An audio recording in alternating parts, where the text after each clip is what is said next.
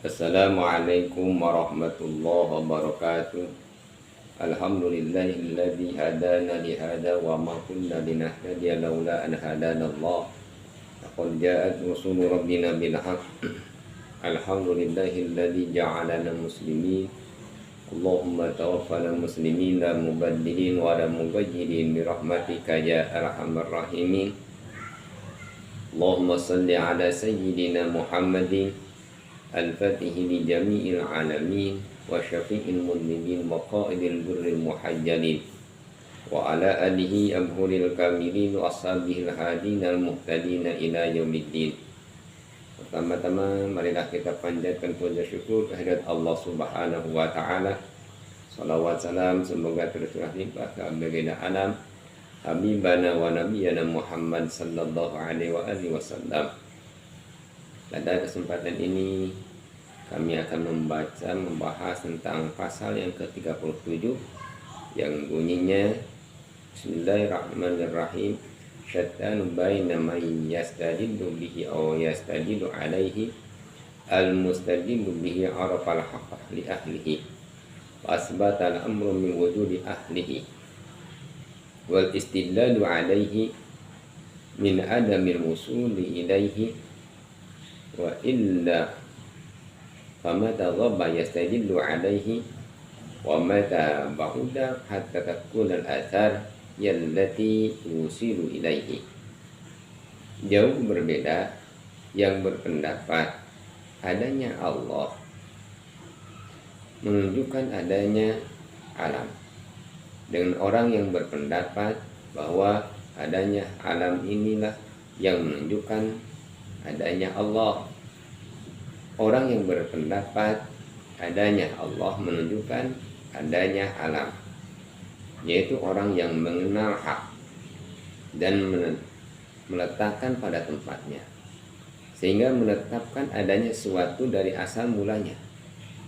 Sedang orang yang berpendapat adanya alam menunjukkan adanya Allah, karena ia tidak sampai kepada Allah, maka kapankah Allah itu gaib sehingga memerlukan dalil untuk mengetahuinya? Dan kapankah Allah itu jauh sehingga adanya alam ini dapat menyampaikan kepadanya?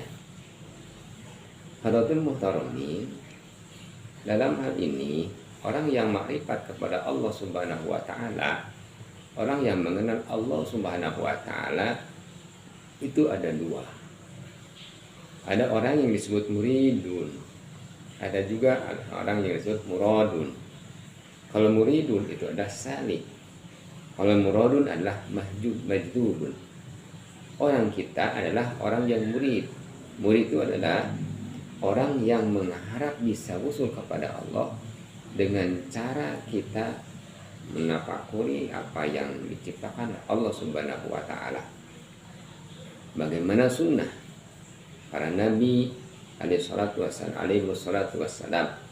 Sementara murad itu Allah memberikan kurnianya kepada seorang tanpa ada ikhtiar, dia langsung dipertemukan oleh Allah Subhanahu wa taala, bisa usul pada Allah Subhanahu wa taala. Tapi itu majdub. Orang-orang majdub, orang-orang yang dikenalkan Allah tanpa tahu apa-apanya, tanpa berusaha apanya. Baginda kita Nabi Ibrahim alaihissalam, waktu dahulu beliau belum mengenal Allah Subhanahu wa taala. Bapaknya azan pemahat batu, dan beliau tidak mengenal Allah. Melihat fenomena di alam, di masyarakat banyak orang-orang yang menyembah patung-patung. Hati Nabi Ibrahim merasa tidak nyaman. Akhirnya beliau tidak mungkin Tuhan yang diciptakan oleh manusia itu disebut Tuhan. Akhirnya Nabi Ibrahim bertafakur dengan melihat alam sekitar. Nabi Ibrahim melihat bintang-bintang, lalu ketika lihat bintang-bintang lenyap, kata Nabi Ibrahim, tidak mungkin ini Tuhan. Tuhan tidak mungkin lenyap. Lalu Nabi Ibrahim alaihissalam melihat sesuatu yang lebih besar dari bintang, yaitu bulan. Lalu dilihat Nabi Ibrahim bulan, tapi ternyata bulan pun lenyap. Lalu Nabi Ibrahim melihat juga siangnya, yaitu matahari, dan matahari pun lenyap pula. Lalu Allah memberikan ketetapan pada Nabi Ibrahim. Begitu juga baginda kita Nabi Muhammad Sallallahu Alaihi Wasallam mengenal Allah Subhanahu Wa Taala pun beliau dengan bertahnus, beliau dengan menyepi di gua Hira. Itulah dengan bimbingan para bimbingan. Nabi Ibrahim maupun Nabi kita Nabi Muhammad Sallallahu Alaihi Wasallam untuk mengenal Allah Subhanahu Wa Taala itu bukan hanya dia pribadi, beliau pribadi dengan melaksanakan ikhtiar dengan bertafakur, tapi dibimbing oleh malaikat Jibril alaihissalam. Kalau para nabi, baginda kita Nabi Muhammad SAW untuk mengenal Allahnya dibimbing oleh malaikat, sahabat pun untuk mengenal Allah dibimbing oleh baginda kita Nabi Muhammad Sallallahu Alaihi Wasallam. Kalau sahabat dibimbing oleh baginda Nabi Muhammad SAW, tabi'in dibimbing oleh para sahabat. Begitu juga terus ada bimbingan, sehingga kita untuk mengenal Allah Subhanahu Wa Taala, maka kita pun harus dibimbing oleh guru yang telah mengenal Allah Subhanahu Wa Taala. Kun ma'allah, fa illam takun ma'allah, wa kun ma'aman ma'allah, fa innahu yuwasiluka ilallah. Kamu harus beserta Allah. Kalau kamu belum bisa beserta Allah, maka besertalah orang yang sudah kenal kepada Allah. Karena orang yang kenal kepada Allah akan menjadi wasilah kamu mengenal Allah Subhanahu Wa Taala. Oleh karena itu, kita itu adalah orang yang mengenal Allah dengan cara menjadi murid. Orang murid harus ada bimbingan. Setiap orang harus punya bimbingan guru kita. Oleh karena itu, Imam Al-Ghazali dalam kitab yang kecil, kitab Ayyuhal Walad, pernah beliau memberikan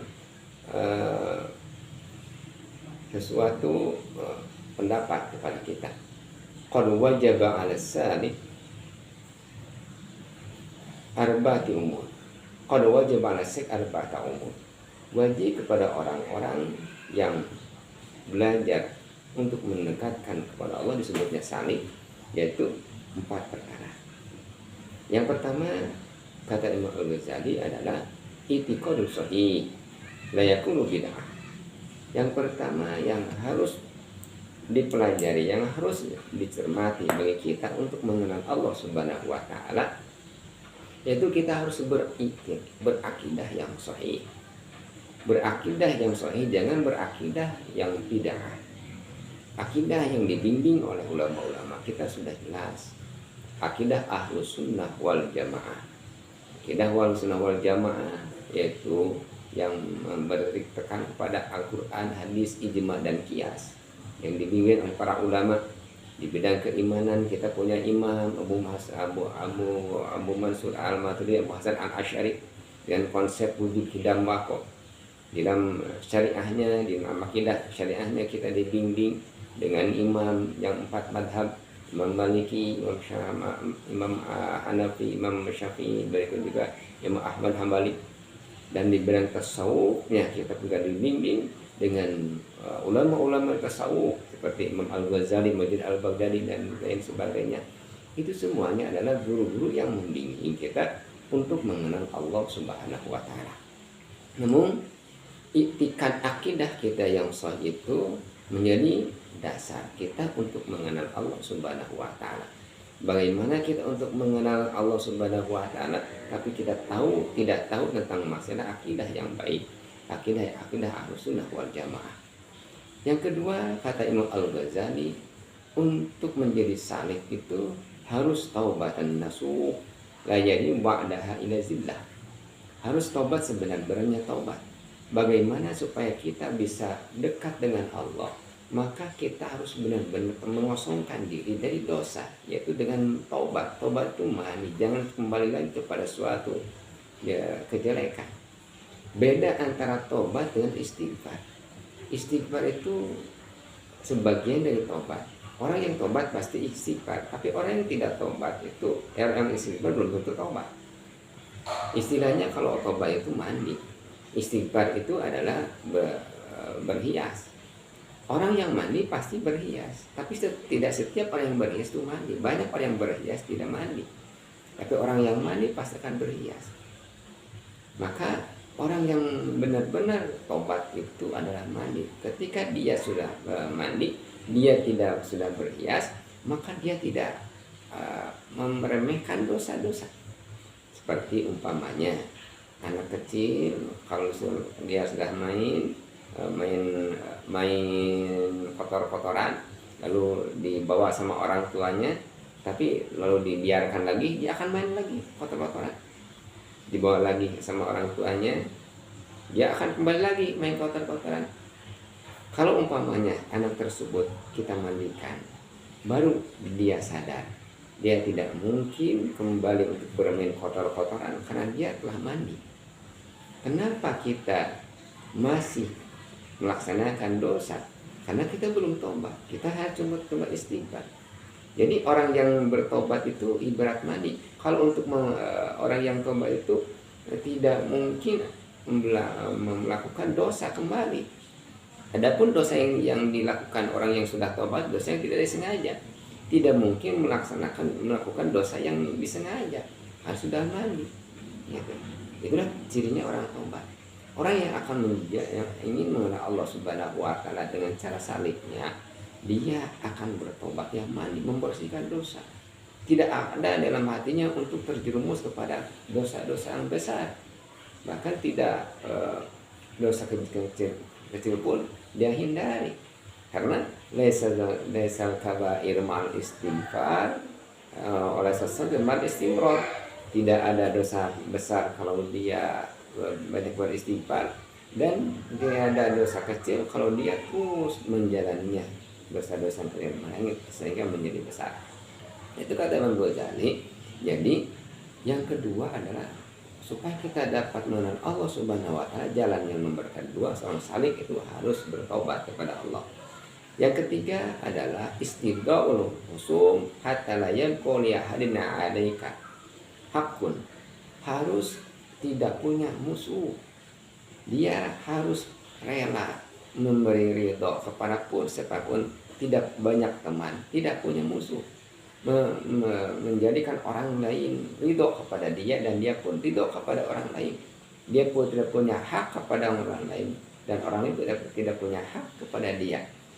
Dia dirindukan sama orang lain karena dia tidak ada kepentingan kepada orang lain. Istirda'u al-khusum, dia tidak punya beban kepada orang lain, dia tidak punya musuh kepada orang lain, sehingga yang dia tuju itu hanya Allah Subhanahu wa Ta'ala. Bukan karena dia pengen dipuji orang, bukan karena dia ingin dikasih uang sama orang, tapi dia melaksanakan ibadahnya karena Allah Subhanahu wa Ta'ala, sehingga tidak ada suatu kaitan kepada manusia. Dan istidadul khusum, bebaskan diri kita dari permusuhan di antara kita semuanya. Jadi itu orang-orang yang salik, sehingga orang-orang yang menuju Allah itu tidak pernah bertengkar. Beda-beda orang yang belajar agama tapi tidak bertujuan untuk mencapai tujuan kepada Allah. Banyak orang yang bertengkar karena perbedaan paham masalah khilafiyah syariat. Orang yang sholatnya dengan bismillah tanpa bismillah, orang yang kunut dan tidak kunut, orang yang tawasul dan tidak tawasul, itu menimbulkan perpecahan karena tidak dibimbing hatinya untuk mengharap Allah Subhanahu wa Ta'ala. Istiradul khusum hatta la yabqa alaika hakun. Jadi dia tidak kompeten kepada orang karena dia tidak pernah punya musuh, semuanya adalah saudara. Dan itulah yang dianjurkan oleh baginda kita Nabi sallallahu alaihi wasallam, bahwa kita adalah semuanya bersaudara. Yang keempat, kata Imam Al-Ghazali menyebutkan tahsilul ilmu syariah qadar ma tuaddi bihi awamirillah, yaitu melaksanakan, menghasilkan, mempunyai ilmu syariat sepanjang dia mampu melaksanakan kewajibannya. Kalau umpama kita sholat, tidak kewajiban sholat, jadi kita harus bisa ilmu tentang sholatnya. Kita puasa, kita harus tahu ilmu puasanya. bukan harus mendetail, hafal, bajuri, hafal, ya nutolimin, bukan seperti itu. Apa yang dia kerjakan, tahu ilmunya. Dia sholat, dia tahu ilmu sholat. Dia puasa, dia tahu ilmu puasa. Dia haji, tahu ilmu haji. Itulah diantaranya. Jadi tidak harus dia itu jadi kiai dulu. Tapi orang yang untuk mengenal Allah itu dia tahu ilmu syariat. Karena dengan syariat itu dia akan dibimbing, menyempurnakan dengan para tawasul kepada Allah. Dia akan menjadi, syariat itu akan menjadi fondasi kita. Jadi kalau orang bersyariat tanpa tasawuf maka itu fasik. Maka orang bertasawuf tanpa syariat adalah zindik. Man tafaqaha bila tasawwafa tafassaqa wa man tasawwafa bila tafaqaha tazandaqa. Barang siapa belajar ilmu fikih tidak berilmu tasawuf maka fasik, banyak melaksanakan dosa. Kalau sebaliknya belajar ilmu tasawuf tapi tidak berfikih, tazandaqa, kafir, di sini jelek dua-duanya. Jadi harus imbang antara tasawuf fikih dengan tasawuf. Dua-duanya harus kita laksanakan. Kan semuanya adalah untuk menuju Allah Subhanahu wa taala, dan inti agama itu adalah tasawuf, yaitu akhlak. Tasawuf itu membina akhlak. Kita iman dengan ilmunya, kita Islam dengan ilmunya, kita ihsan. Kadang dalam ihsan kita tanpa bimbingan guru. Kita mengaku untuk beriman harus punya guru yang menjadi pelantara kita kepada baginda Nabi sallallahu alaihi wasallam. Guru bidang akidah adalah Abu Mansur Al-Maturidi dan Abu Hasan Asy'ari dengan konsep wujud tidak bako. Kita pasti Ahlussunnah wal Jamaah ke sana gurunya.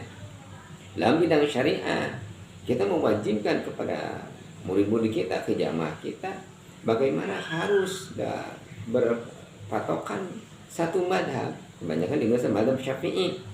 4 yang di Ahlussunnah wal Jamaah itu 4, pilih satu-satunya, yaitu madhab Maliki, madhab Hanafi, Syafi'i dan Hambali.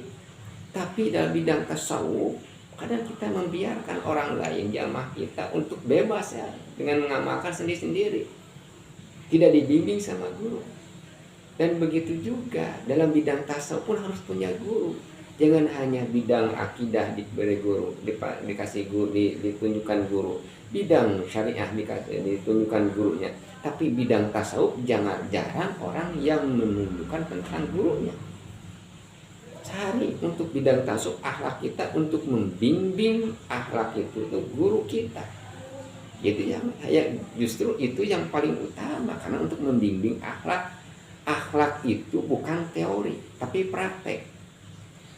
Teori dibaca tapi akhlak bukan teori, harus praktek, harus ada contoh. Ya, contoh harus guru yang dilihat oleh kita. Maka dalam ulama-ulama ahli tasawuf itu harus ada bimbingan dari guru yang membimbing kita. Maka lahirlah ulama-ulama ahli thariqah. Nah, ahli thariqah itu orang-orang ahli thariqah itu mempunyai guru mursyid. Kata baginda Nabi sallallahu alaihi wasallam dalam hadis Tabrani, di dunia ini kata Rasul, thariqah itu ada 313.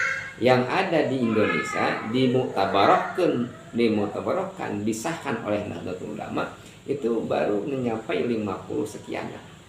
Tidak sampai 313. Itu siapa yang masuk salah satunya insya Allah aman, karena sudah disahkan oleh para alim ulama. Untuk apa? Untuk supaya kita itu dalam berakhlak itu ada bimbingan dari guru yang tasalsul, sanadnya mencapai kepada baginda Nabi Sallallahu Alaihi Wasallam. Justru dalam bidang ini, tasawuf ini, akhlak ini harus ada bimbingan guru. Jarang di antara kita menekankan harus punya guru. Mau wiridan saja, terserah kamu. Justru di sini banyak orang yang berwirid karena Allah. Berwirid, bersolawat karena pengen hadiah dunia, bersolawat karena pengen lunas hutangnya, bersolawat karena pengen jodohnya didekatkan jodohnya. Itu karena hadiah dunia, tidak ada bimbingan. Karena beribadah itu bukan karena Allah, akhirnya ngawur semuanya. Akhirnya kita harus ada bimbingan.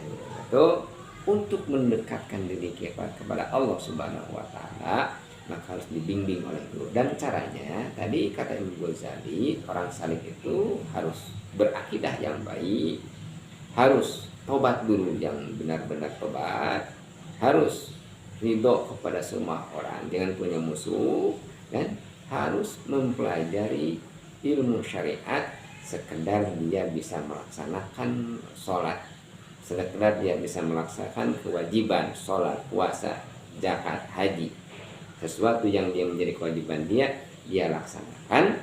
Itulah orang-orang yang akan menjadikan diri mencapai hadrat Allah, tawasul, menjadi wasilah kepada Allah Subhanahu wa taala. Oleh itu yang disebutkan kita itu adalah murid, orang-orang yang mengenal Allah Subhanahu wa taala dengan bertakabur kepada Allah Subhanahu wa taala. Semoga ada manfaatnya. Mohon maaf ada bersama kurangannya. Wallahu muwaffiq ila aqwamit thoriq. Wassalamualaikum warahmatullahi wabarakatuh.